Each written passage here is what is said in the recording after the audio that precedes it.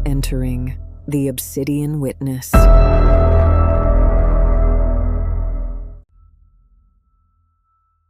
There are crimes committed out of rage and crimes committed out of fear. But what happens when a crime is committed out of sleep? This is the true story of Kenneth Parks, a man who drove 23 kilometers while asleep. 911. What's your emergency? I think I've killed someone. I don't know what happened. I think I was asleep. Sir, are you awake right now? Where are you calling from? I don't know. I just woke up in a police station parking lot. There's blood on my hands. At 4:30 a.m., May 23rd, 1987, Kenneth Parks, a 23-year-old father from Toronto, walked into a police station and confessed to murder. The strange part? He had driven there in his sleep.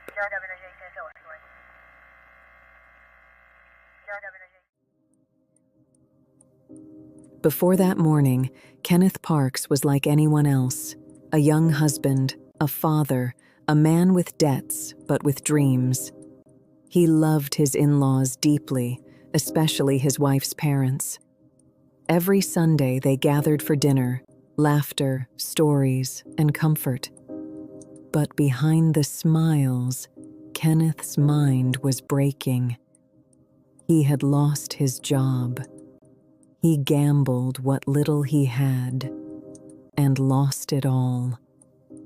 He barely slept. He barely breathed.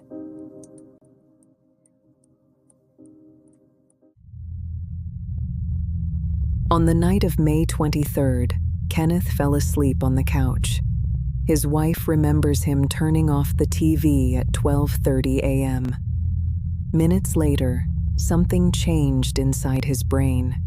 He stood up, walked to his car, started it, and drove 23 kilometers to his in-laws' home. This wasn't a dream. This was the body acting without consciousness. It's called a parasomnia, a waking nightmare.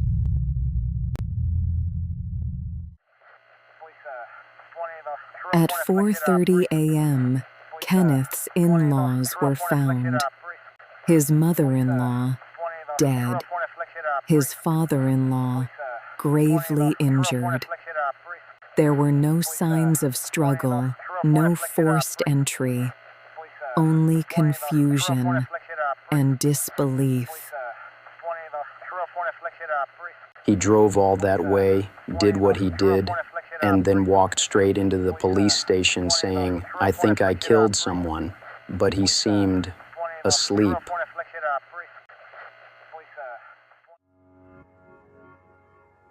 Doctors called it one of the most extraordinary cases in sleep medicine. In sleepwalking or somnambulism, the body performs complex actions, while the conscious mind remains completely unaware. Kenneth's EEG scans showed signs of deep delta sleep, even during violent behavior. He was in a state between REM and reality. No motive, no consciousness, just movement.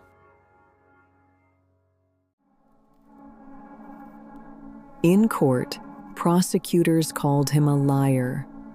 The defense called him a medical phenomenon. Kenneth Parks was acquitted, found not guilty.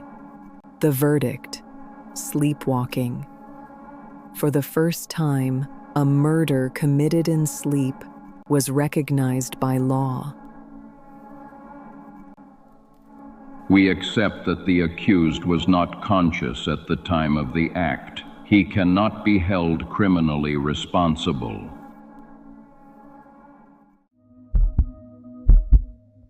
Kenneth Parks never returned to a normal life. He lived under the shadow of a question that science still can't answer. Can a person's body become its own worst enemy? If so, are any of us truly safe when we close our eyes?